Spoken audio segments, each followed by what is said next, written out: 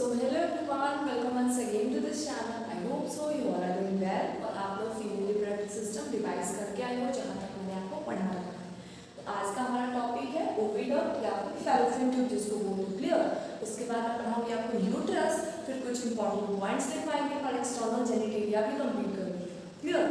तो आज का लेक्चर हमारा थोड़ा सा जैसे बहुत ही अच्छे से होगा, आपको याद करते चलना है लेक्चर के दौरान। क्लियर? तो आपको क्या लगाना है हेडिंग ओविडक्ट या फिर फैलोपियन ट्यूब। तो आपको पता है यहाँ पे क्या होता है, तो ओविडक्ट या फैलोपियन ट्यूब जो है ये तीन स्ट्रक्चर से मिलकर बना है। क्लियर? कौन कौन सा याद करो मेरे साथ, बोलते रहो। Infundibulum, ampulla and isthmus. Clear हो रहा है तीनों स्ट्रक्चर के बारे में? अगर आपको डायग्राम याद नहीं आ रहा है तो कल के लेक्चर में मैंने खूबसूरत सा डायग्राम बनाया था आपके साथ। आपको मैंने बोला भी था कि थोड़ा सा बड़ा बनाने के लिए कि अच्छे से लेवल कर सको चीज़ों को। क्लियर?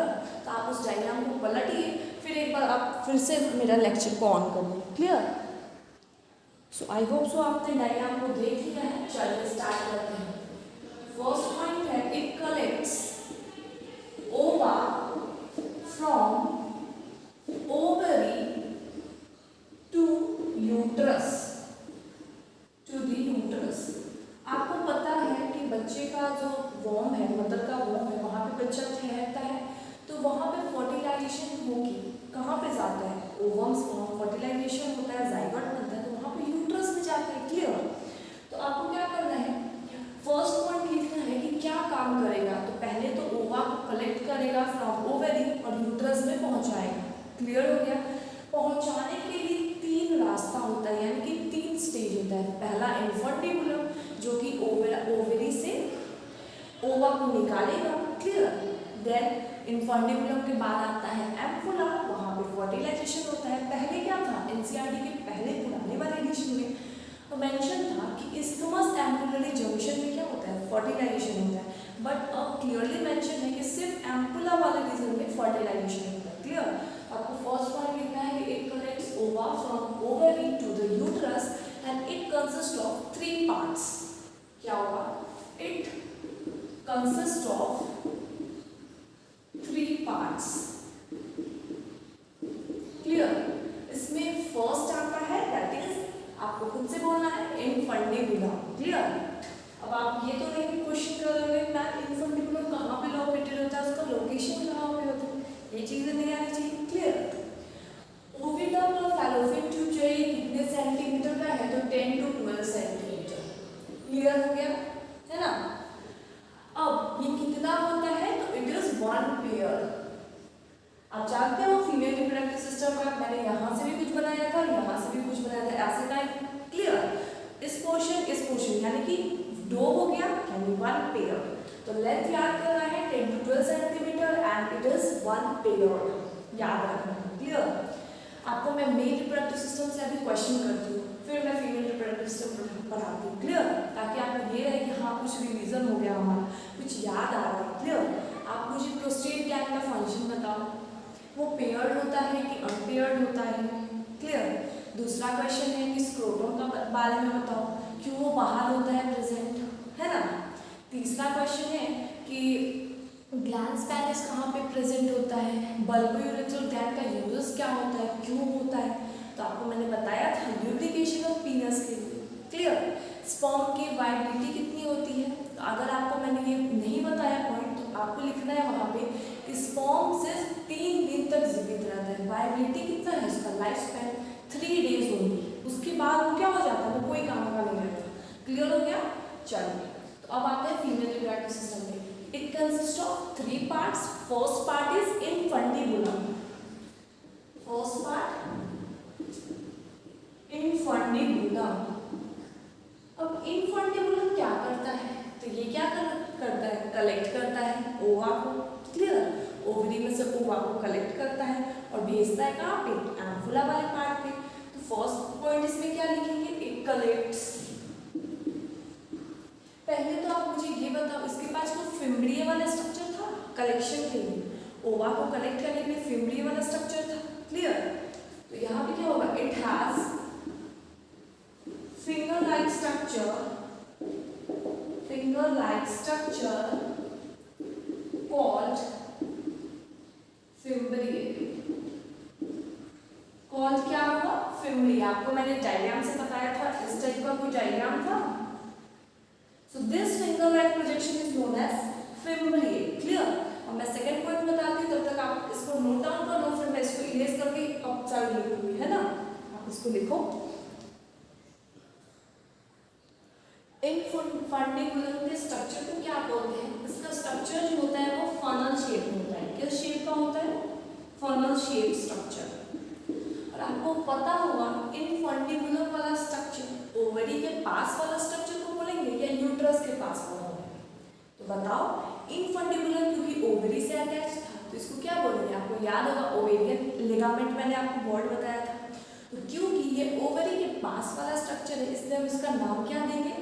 इसलिए हम इसका थर्ड पॉइंट लिखेंगे, it is closest to the ovary. क्या लिखेंगे? आपको क्या करना है? मैं इस तीनों लाइन को इरेज कर रही हूँ, 3 पॉइंट्स को इरेज कर रही हूँ, अप साइड लिखूंगी, है ना।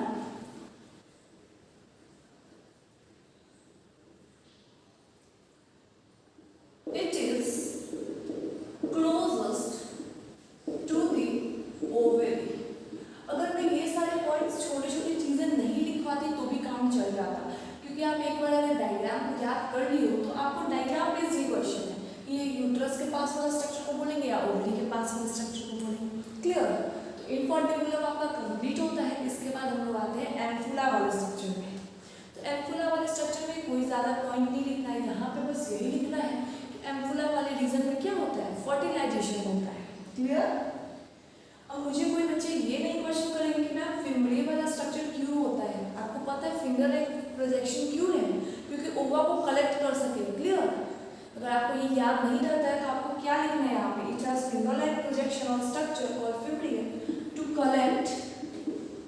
Collect ova. Is clear? चलो अब आते हैं second point, that is ampulla. Fallopian tube के 3 structure, first one is infundibulum, second is ampulla and third is isthmus. Is it clear? Check. Second structure, that is ampulla. Ampulla में वाले reason में क्या होता है? तो सीधा सा एक पॉइंट लिखना है कि it is a site, it is a region where fertilization occurs. It is a region where fertilization occurs. Clear हो गया? अब थर्ड पॉइंट पे आते हैं, that is isthmus. isthmus के बारे में भी कोई पॉइंट नहीं है ज्यादा, यहाँ पे ये लिखना है कि ये वाला जो पार्ट है फैलोपियन ट्यूब का isthmus पोर्शन, ये डायग्राम में जाके देखो और मुझे बताओ कि ये ओवरी से कनेक्टेड है या यूट्रस है। It is closest to uterine wall. It is closest to uterus. क्या हुआ? यूटरस। तो हमारा तीनों स्ट्रक्चर कंप्लीट होता है। फैलोपियन ट्यूब के 3 structure, infundibulum, ampulla and isthmus। Clear? I hope so आपको यहाँ तक क्लियर होगा। अब मैं इस टॉपिक को मिटाऊंगी and then will come for uterus. Clear? इस वहाँ पे भी 3 स्ट्रक्चर थे, पेरीमेट्रियम, मायोमेट्रियम, एंडोमेट्रियम। उन तीनों के क्या फंक्शन है, one by one will study. Clear? I hope so आपको यहाँ तक क्लियर है। चलिए अब नेक्स्ट टॉपिक पे आते हैं, दैट इज यूट्रस या फिर वोम बोलूँ, जहाँ पे बच्चा का इम्प्लांटेशन होता है, फीटस का डेवलपमेंट होता है। क्लियर? That portion.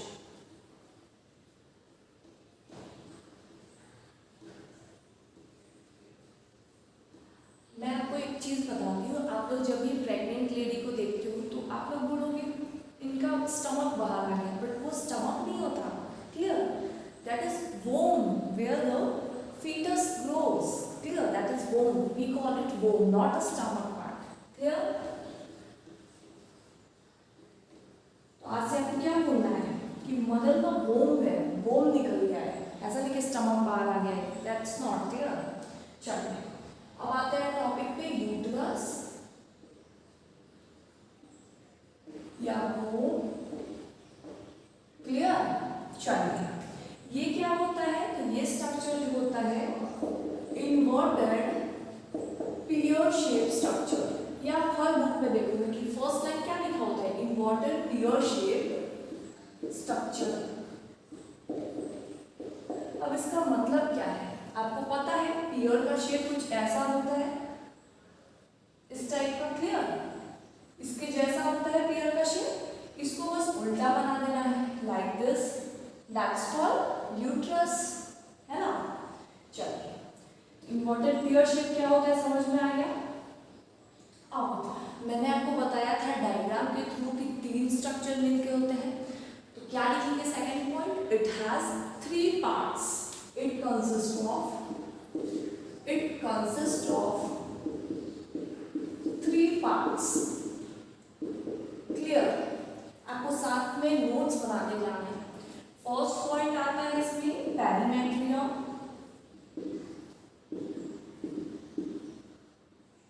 अब मेरा क्वेश्चन आपसे ये है, पेरिमेट्रियम का जो स्ट्रक्चर था वो सबसे इनर वाला था या सबसे आउटर वाला, तो क्योंकि पेरी है, पेरी वर्ड यानी कि पेरिफेरल है, क्लियर, तो पेरी वर्ड जहां कहीं भी आएगा यानी कि सबसे बाहर वाला हिस्सा, तो क्योंकि ये सबसे आउटर मोस्ट हिस्सा है, क्या है, पेरी मतलब क्या होगा, आउटर।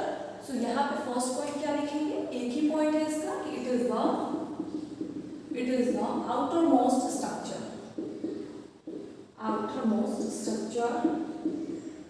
Of uterus. इतनी चीजें क्लियर हो गई। चलिए सेकेंड पॉइंट पे आते हैं। पेरीमेट्रियम के बाद आएगा मायोमेट्रियम। मायोमेट्रियम यानी कि middle structure, M for myo, M for middle, तो मायोमेट्रियम जहां कहीं भी आएगा यानी कि मिडिल पोर्शन। तो मायोमेट्रियम क्योंकि ये मिडिल पोर्शन है यानी कि मिडिल स्ट्रक्चर है, तो इसके पास क्या होता है, बहुत ज्यादा स्मूथ मसल्स होता है प्रेजेंट। इसके पास क्या होता है, बहुत स्मूथ मसल्स प्रेजेंट होता है। तो ये क्या करता है, बहुत ही कॉन्ट्रैक्शन शो करता है ड्यूरिंग चाइल्ड ग्रोथ। तो हमारा चाइल्ड ग्रोथ में कौन सा स्ट्रक्चर विगरस कॉन्ट्रैक्शन शो करेगा, तो हमेशा याद रखना है that is myometrium structure. Menstrual cycle का एंडोमेट्रियम करता है, but myometrium vigorous contraction during child growth, यानी कि जब बेबी का बर्थ होगा तो उस टाइम पे जो स्ट्रक्चर बहुत कॉन्ट्रैक्ट करेगी, that structure is known as myometrium. इसके कॉन्ट्रैक्शन के कारण बहुत ज़्यादा पेन होता है, क्लियर। चलिए उसके बारे में क्या लिखेंगे, it undergoes vigorous contraction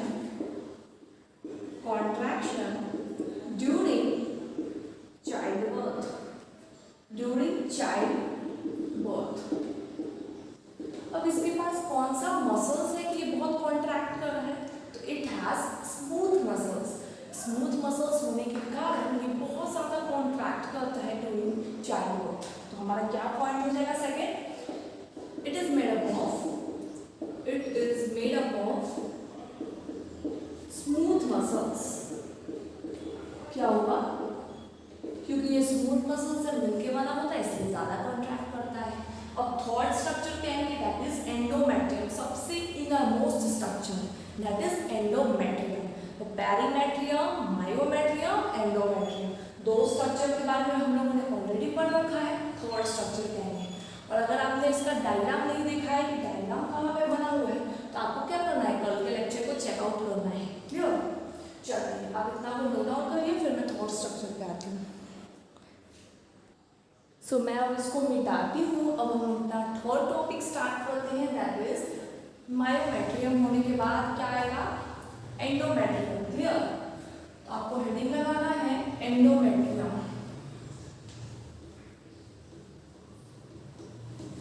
I hope so आपको सब कुछ समझ में आ रहा होगा, क्लास में याद होते जा रहा होगा। तो मैं क्या करूँगी, कल के लेक्चर में आपको पूरा ही फीमेल रिप्रोडक्टिव सिस्टम एक बार में लाइक 2 मिनट्स में पूरा रिवाइज करा दूँगी। जितना मैंने अभी तक पढ़ाया है सब कुछ रिवाइज हो जाएगा, क्लियर। तो आपको टेंशन नहीं लेना है कि मैम बहुत ज़्यादा नोट्स हो गए तो रिवाइज कैसे करें। आपको तो बस डेली पढ़ना है, बाकी रिवीजन में आपको मेरे साथ करते जाना है क्लास में, क्लियर। चलिए थर्ड स्ट्रक्चर पे आते हैं, एंडोमेट्रियम। आपको पता है मायोमेट्रियम कैसा स्ट्रक्चर था, मिडिल वाला स्ट्रक्चर था। एंडोमेट्रियम कैसा स्ट्रक्चर है, सबसे inner most structure.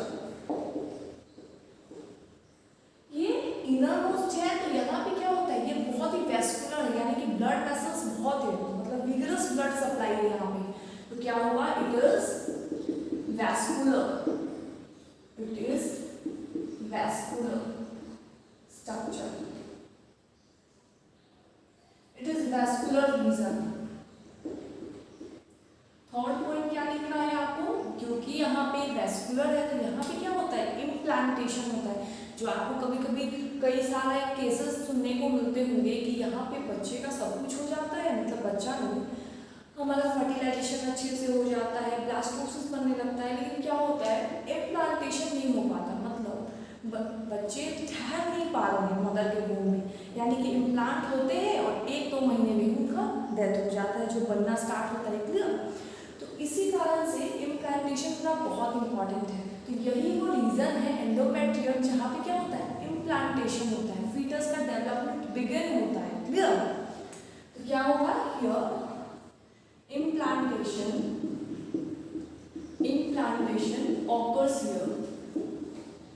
occurs here, और यही वो रीजन है, यही जो स्ट्रक्चर है जो मेंस्ट्रुअल साइकिल में बहुत ज्यादा चेंजेस आता है।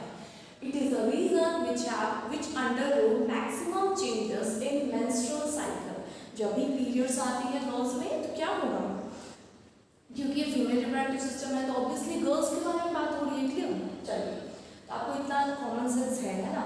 चलिए, तो यहाँ पे मैंने क्या बताया कि जब भी पीरियड्स आएगा तो ये रीजन एंडोमेट्रियम, यूट्रस का सबसे इनरमोस्ट रीजन, ये बहुत ज़्यादा चेंजेस में जाता है। अब कैसे चेंजेस जाता है वो आपको मेंस्ट्रुअल साइकिल वाला टॉपिक में बहुत अच्छे से समझाया जाएगा, क्लियर। आपको इसके लिए चिंता नहीं करना है, आपको अभी बस एक पॉइंट लिखना है कि इट अंडरगोस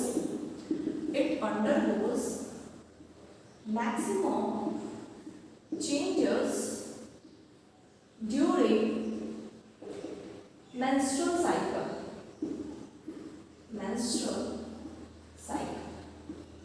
क्लियर हुआ। तो हमने अभी क्या क्या पढ़ लिया, फैलोपियन ट्यूब के बारे में पढ़ लिया एंड यूट्रस के बारे में पढ़ लिया। अब छोटे छोटे पॉइंट्स में आपको बताऊंगी, जैसे कि सर्विक्स क्या होता है, वेजाइना क्या होता है। आपको इतना पता होगा कि वेजाइना क्या है, कॉपुलेटरी ऑर्गन है। जैसे पीनस था मेल में कॉपुलेटरी ऑर्गन, वहीं से इंटरकोर्स होता है। वेजाइना एंड पीनस ये दोनों क्या है, कॉपुलेटरी ऑर्गन है, यहीं से इंटरकोर्स होता है, क्लियर। सेक्सुअल इंटरकोर्स यहीं से होता है। तो आपको छोटे छोटे पॉइंट्स में आप नोट्स में क्या लिखना है, नोट डाल के सर्विकल यूट्राइन वॉल जो होता है, uterus then leads to cervical canal. मतलब अगर मैंने यूट्रस का स्ट्रक्चर बनाया था इस टाइप से, तो यहाँ पे सर्विकल कैनाल आता है। तो यहाँ पे क्या लिखेंगे, uterine structure leads to cervical canal, जिसको आप सर्विक्स भी बोलते हो या सर्विकल कैनाल भी बोलते हो। अब यहाँ पे फीमेल की बात हो रही है तो यानी कि वजाइना क्या होगा, कॉपुलेटरी ऑर्गन है, क्लियर। तो आपको सेकंड पॉइंट क्या लिखना है, वजाइना इज कॉपुलेटरी ऑर्गन, यानी कि सेक्सुअल इंटरकोर्स में क्या क्या पार्टिसिपेट करता है। तो एक फीमेल में वजाइना और मेल में मैंने आपको बताया था पीनस। तो वजाइना क्या होगा, कॉपुलेटरी स्ट्रक्चर। अब थर्ड पॉइंट है कि जब भी चाइल्ड बर्थ होता है तो कौन कौन से 2 रीजन है जो चाइल्ड बर्थ में हेल्प करता है। तो वजाइना प्लस सर्विकल कैनाल, ये दोनों रीजन क्या कहलाता है। आपको डायग्राम अगर याद नहीं आ रहा है तो पेज को पीछे पलटना है, पिछले क्लास का डायग्राम को खोलना है, वहां पे लिखा हुआ है वजाइना एंड सर्विकल कैनाल, दोनों क्या फॉर्म करते हैं, that is child birth, clear.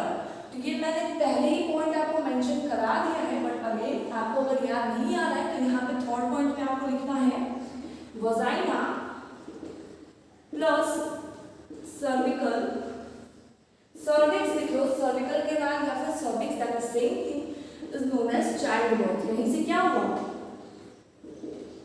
Foetus जब तक मदर के वोम में है तब तक फीटस है, जब भी बर्थ होगा तो हमेशा चाइल्ड आएगा, क्लियर। उस टाइम पे आप फीटस वर्ड यूज नहीं करोगे। तो आई होप सो आपको यूट्रस वाला क्वेश्चन कंप्लीट हुआ। अब हम लोग लास्ट टॉपिक पे आते हैं आज के, दैट इज एक्सटर्नल जेनिटेलिया, यानी कि जो विजिबल पोर्शन है ना। एक्सटर्नल जेनिटेलिया मतलब विजिबल पोर्शन, आपको क्या करना है, यहाँ तक नोट डाउन करना है। फिर हमारे नेक्स्ट टॉपिक पे आते हैं, एक्सटर्नल जेनिटेलिया। सो चलिए, आज क्योंकि हमारा सिर्फ इंट्रोडक्शन हो पाएगा फीमेल एक्सटर्नल जेनिटेलिया पोर्शन का, एंड कल मैं आपको एक्सटर्नल जेनिटेलिया और मैमरी ग्लैंड्स का हाफ पोर्शन कंप्लीट करा दूंगी, है ना। क्योंकि हमारा लेक्चर बहुत ही शॉर्ट ड्यूरेशन का होता है, क्योंकि मैं ज़्यादा टाइम आपको क्या करती हूँ, रिवीजन भी करा देती हूँ। तो इसीलिए आपको क्या करना है, शॉर्ट ड्यूरेशन होता है तो आपको इसका फायदा उठाना है। आपको कई बार एनसीईआरटी की रीडिंग लगा लेनी है। क्लियर? चलिए, आज सिर्फ इंट्रोडक्शन हो पाएगा फीमेल एक्सटर्नल जेनिटेलिया का। कल हम लोग इस टॉपिक को भी कंप्लीट कर लेंगे। क्लियर? एक्सटर्नल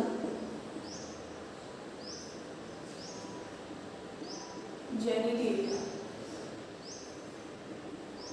इसको और बोलते हैं वल्वा। क्लियर? अगर कहीं पे एक्सटर्नल जेनिटेलिया वर्ड यूज हो रहा है या वल्वा वर्ड यूज हो रहा है तो दोनों का मतलब सेम चीजें होंगी। कल इसका डायग्राम बना के आपको बताएंगे। आज कौन कौन से पार्ट्स के मिलके बना होता है इसको लिखना है। It consist of following parts. First है mons pubis, दूसरा है labia majora। अब क्या वर्ड है क्या नहीं है आपको सब कुछ समझ में आएगा, आपको बस पेशेंस रखना है, आपको इतना आज नोट डाउन करना है। क्लियर? थर्ड है labia minora, फोर्थ है क्लिटोरिस, फिफ्थ है हाइमेन। हाइमेन हो भी सकता है नहीं भी हो सकता है। इट कैन बी प्रेजेंट और एब्सेंट। यानी कि ये क्या, मैंने ये पूरा सेंटेंस क्यों लिखा है कि हाइमेन हो भी सकता है या नहीं भी हो सकता है। तो अगर आप हाइमेन देख के ये जरूर नहीं कर सकते हो कि हाइमेन प्रेजेंट है मतलब सेक्सुअल इंटरकोर्स नहीं हुआ है, और हाइमेन एब्सेंट है मतलब सेक्सुअल इंटरकोर्स हुआ है। आप ये चीज़ को डिसाइड नहीं कर सकते हो। क्लियर?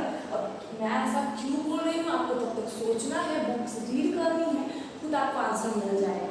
आप कल के लेक्चर का वेट करना है, मेरे आंसर का वेट करना है, तब तक आपको खुद से बनना है। क्लियर? तो कल हम लोग एक्सटर्नल जेनिटेलिया का एक फ्लो डायग्राम बनाएंगे, उसी में सब कुछ मैं लेवल करके और सारा पॉइंट्स भी लिखवा दूंगी। क्लियर? तब तक क्या करना है आपको नोट्स की रीडिंग लगानी है स्टार्टिंग से विद लेक्चर 1 अभी तक का, और एनसीईआरटी को भी 2-3 बारी पढ़ के आना है। क्लियर? चलो।